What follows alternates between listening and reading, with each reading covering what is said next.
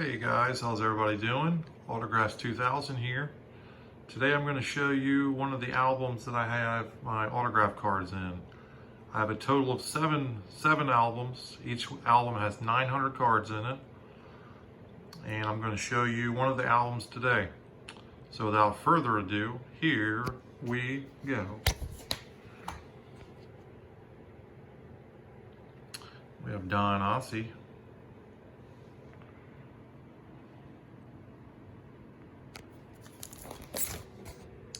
There are quite a few to go through in here, so I will try my best to go through them quickly.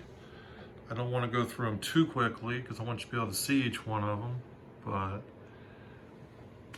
And as you will notice, some of these guys are very obscure unless you are a fan of their team or of the Carolina League, which is where I got a lot of these cards signed. You probably have no idea who they are, like B.J. Barnes. That card was signed in person when he used to play for the Lynchburg Hillcats. Same thing for Joel Barreto.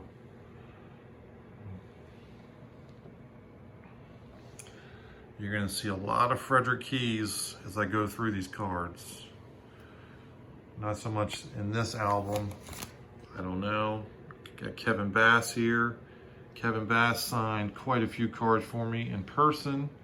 I met him at a celebrity golf tournament here on base at Camp Lejeune. That was a few years ago.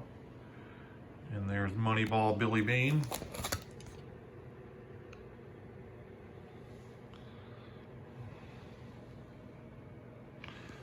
Jay Bell. He has always been an excellent signer.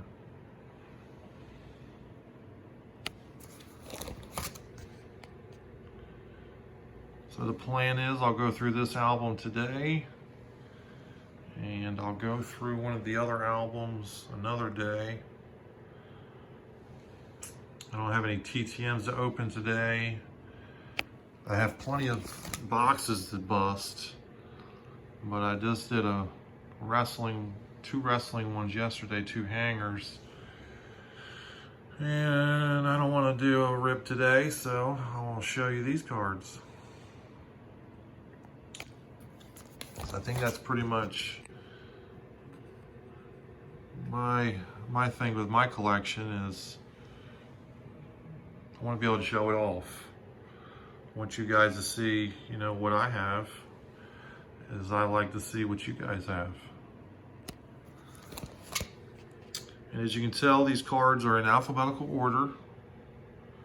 And not only are they in alphabetical order, but they're also in order by card. So like the Salbuterra, the 82 tops, it goes in front of the 86 tops, which goes in front of the 87, the 88, and so forth.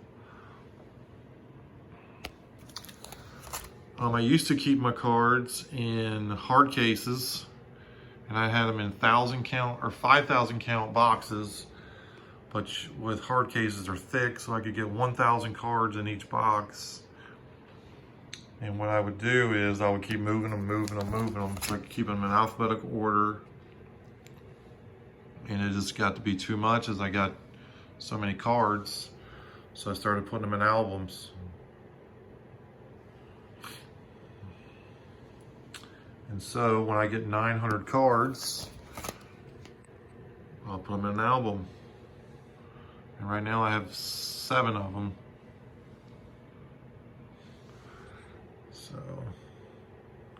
So I have 7 albums, and then I have, I believe, about 400 other cards that are in order, ready to go in an album as soon as I get to 900. So yes, when I get new cards in the mail or new in-person signings, I'll enter them on my database, and then I'll put them with the rest of the cards that aren't in albums yet, in alphabetical order. So that way when I do hit that magical 900, I can just pop them in. And it takes no time at all.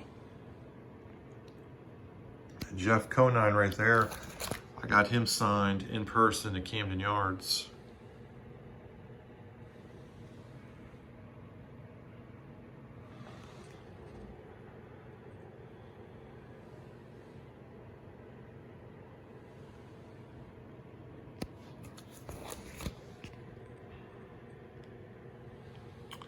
And also, as you are seeing these, you will notice I have no gaps. That's because I don't trade my autographs. I don't sell them. I just keep them in my collection.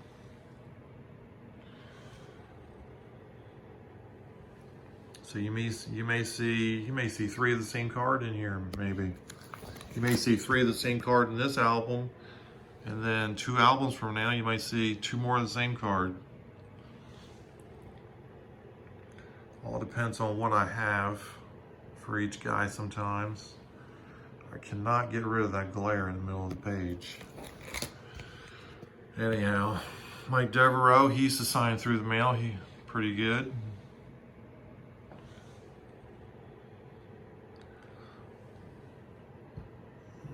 Yeah, so in future videos or TTM success videos, you may see I get, multiple cards signed from one guy. Maybe I'll send, I'll get back 8 from Brett Butler, say. But those 8, I'm not selling them. I'm not going to trade them. They just sit in my PC, my collection. And I just tell you, I love looking at signed cards. I think it's beautiful. Some much more beautiful than others, but I just like how cards look when they're signed. Especially with a nice blue, thick Sharpie.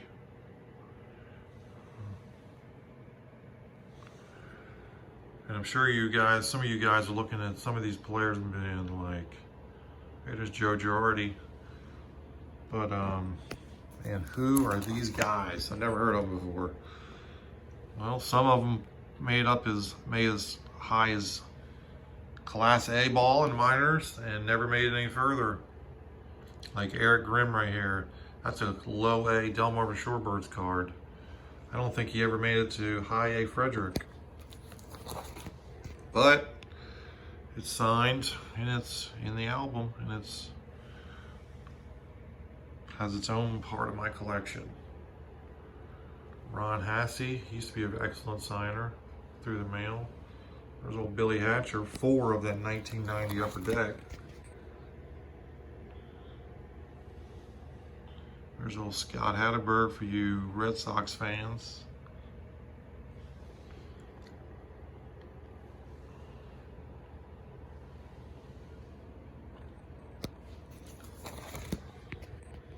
Mike Heath.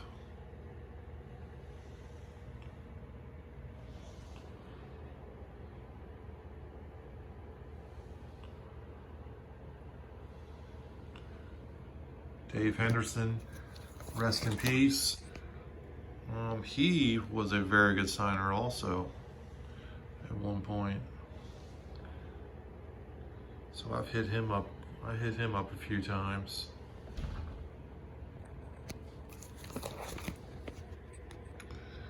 And then some of these guys, I really hadn't heard of myself. There's the Mad Hungarian. And I would look up the coaches for all the Carolina League teams. And I'd look up their coaches and see if any of their coaches ever, had Major League Baseball cards. And if they did, I would go out and get them and try to get them signed. I'm a big baseball fan and I follow the game. I've followed it almost my entire life, but there's a lot of players out there. There's no way you can know all of them.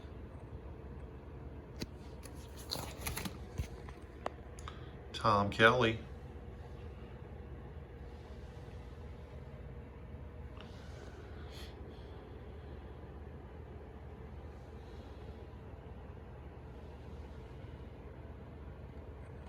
And then Jim Kern, you see that plain white one. That's because that's actually a White Sox hologram card, but he decided he would sign the white part instead,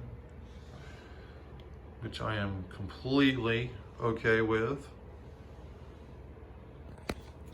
I think the hologram side looks better, but it's still a signed card in my book, literally.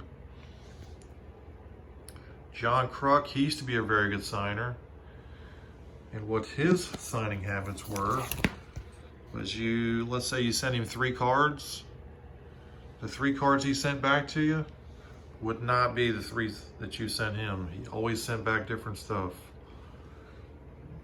I don't know why he did that, but that's what he did. Lee Lacy, I think you got to pay for him now. Pete Ladd, he did the same thing with the hologram card. I even tried him a second time and he still signed the white part.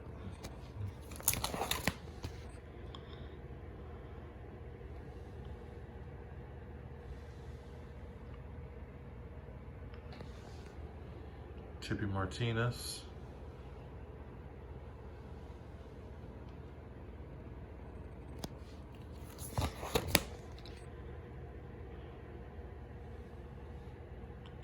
Gary Matthews, the Sarge.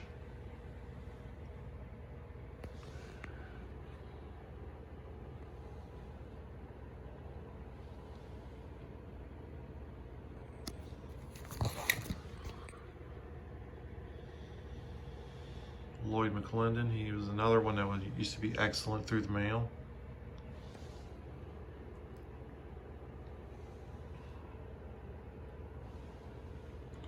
John Nunnally, he used to be a coach for the Kinston Indians. So that's how I got him. A couple at a time. Chipping away, chipping away. Which is what I used to do with Scott McGregor. Scott McGregor, I have so many signed cards of him. He's excellent through the mail. He's also excellent in person. Yeah, he used to be the pitching coach for the Frederick Keys. I'd get 3 signed today. A month from now, I get 3 more signed.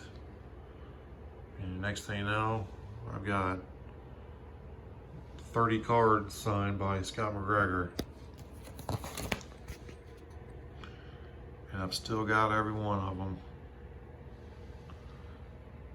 They're not, I don't have any in this album, but in some of the next couple albums that you see, you will definitely see, man, this guy's got a lot of Scott McGregor signed cards. Sidney Ponson. My father-in-law calls him Pumpkinhead. So every time I see Sidney Ponson, that's what I think of, old Pumpkinhead.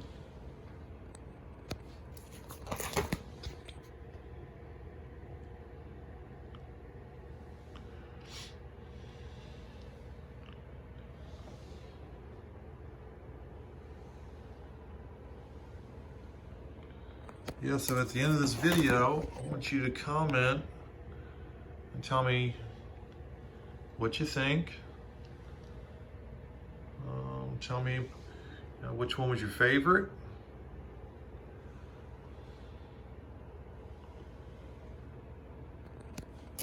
I would appreciate if you liked this video. And I definitely want you to subscribe. There's old Fernando Valenzuela. He used to be a good signer through the mail also. Fernando Mania. There's old Jason Varitek for you Red Sox guys again. Greg Vaughn. Yeah, but go ahead and there's a Levon Washington right there. I actually got him by talking to him on Twitter. I asked him if he would sign a few cards for me. He said he would. And he just asked me, hey, just give me your address and I'll send you some cards. So that's what he did. That's pretty sweet of him. Levon never made it to the majors. But that's okay. There's old Bernie Williams. There's Matt Williams. And that is it for this album. Yeah, so go ahead and subscribe. And as always, tell your friends to subscribe, and tell your friends' friends to subscribe. And until next time, Autographs 2000 out.